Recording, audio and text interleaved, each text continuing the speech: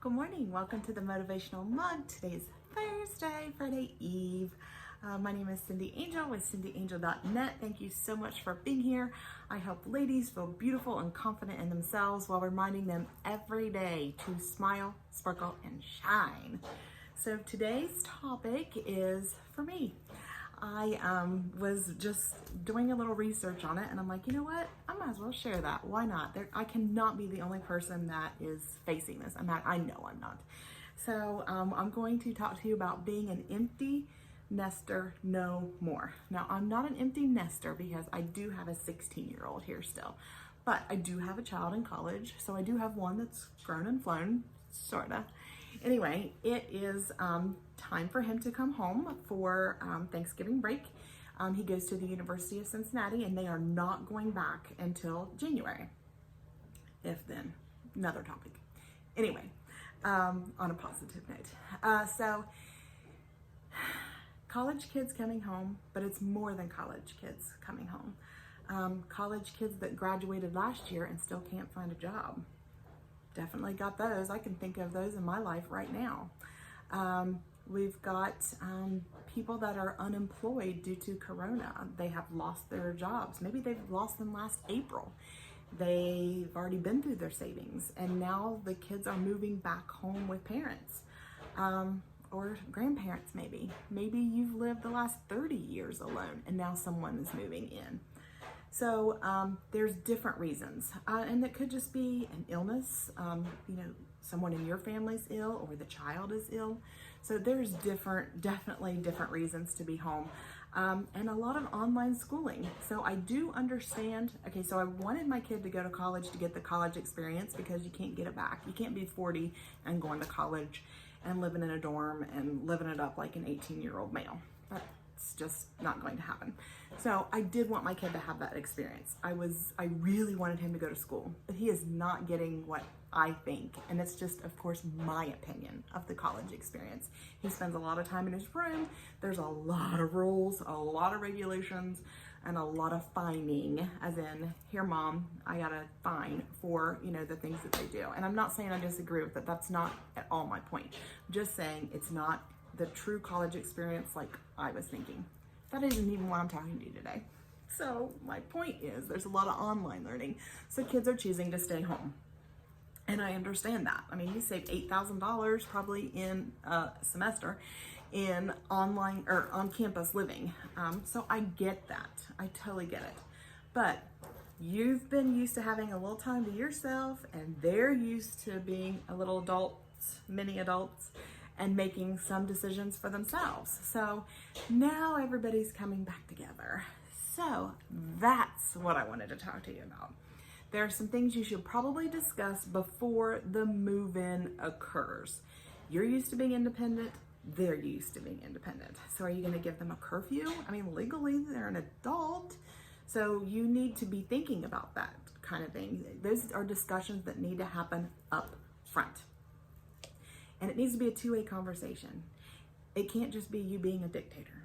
And you may have to give in a little. I'm not saying, it's their way or the highway, not at all. But you may have to do some negotiating. Like, okay, no curfew, but please text me to let me know where you are. Okay, that's not hard. So, negotiation, that might be your new that might be your new word. Sorry, that's what I was trying to say. Privacy. You're used to having privacy, and they're used to having privacy. Maybe you're used to getting out of the shower naked and walking around the house. Yeah, you can't do that no more. No. And they're used to that. They're used to going in their private dorm room, dropping their towel and getting ready. Yeah, well, you can't really do that in your TV room now. So be thinking about privacy. You may have to rework some spaces temporarily.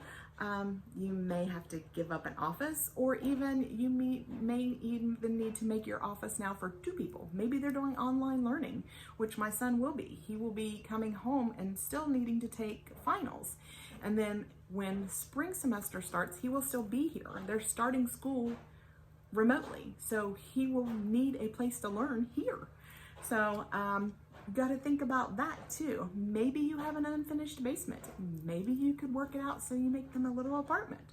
Something along those lines. And then they still have their own door and their own entry. and feel a little independent, even though they're still under your roof. Something else you may need to consider discussing is having friends over. You got to remember about the COVID situation. You know, maybe you're high risk. Maybe your parents live with you too. Maybe you're caring for someone elderly, and now your teen is coming back. So we have 3 generations in the same house, which happens a lot. So you need to have a discussion about that too. Do they need to ask you if friends are coming over, or are you okay with their friends coming over? So or even their significant other. So, I mean, you need to have those conversations before they find themselves in the situation, and then you guys create hard feelings. And discuss with them about everyone contributing. So now they're in their own apartment, or they have been, and now they're coming back to you. So while they were there, somebody had to cook, somebody had to clean, somebody had to do laundry. So them, you know, coming back into your house and expecting you to do it all, be the mom and the maid. That's the phrase I use all the time. I'm your mother, not your maid. So ask them to help out. Let them know up front what you expect. Let them know, hey, look, if I'm gonna do all the cooking, I expect you to help with dishwashing, or loading the dishwasher, or unloading the dishwasher, or whatever. Or if I'm gonna, you know, do all of the laundry, I expect you to help with putting it away, or, you know, whatever. Just come up with some kind of I hate to say chore chart, but that's the best way to kind of put that so you get it. And nobody wants to feel stuck. That's, you don't want to get a little depressed over this, and they don't want to get a little depressed over this.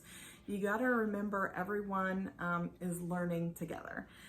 Maybe something that would help them is updating their room. So if if it's still Thomas the Tank and they are 19, maybe you could update their room. And I'm not saying go hog wild and spend a boatload of money, but maybe that's what you get them for Christmas this year. Update their room, paint it, you know, get some, even if you don't buy anything for the walls, just take everything down and paint the walls a brand new color.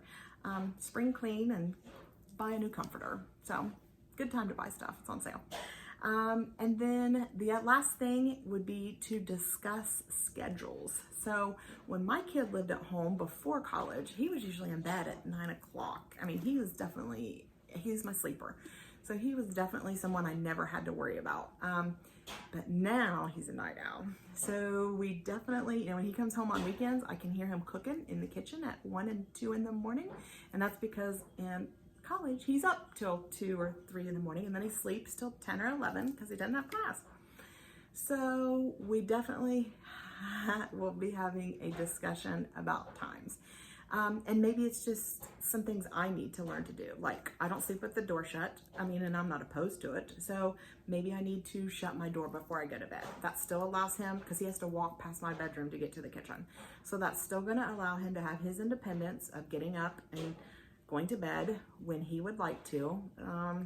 As long as he understands, you know, sometimes I'm going to be up first and I'll run the sweeper. So, you know, it works both ways. So he already sleeps with his door shut, so, and a fan on, because he really tries to drown everything out. So that's another thing. You could soundproof your room by 1, shutting your door, 2, running a fan, or you can buy those white noise machines, like a wave machine, all kinds of things like that. So maybe you just need to drown out your sound a little. Maybe that'll help. So, and every now and then join them for their Netflix. They're all big on Netflix, watching these marathons and all that. And you, girl, you ain't never had time for that. Well, maybe once in a while, not every day, but once in a while, sit down, watch a few episodes with them. You guys could laugh together, it'd be good. So I hope you learned something from this. I hope I was helpful to somebody.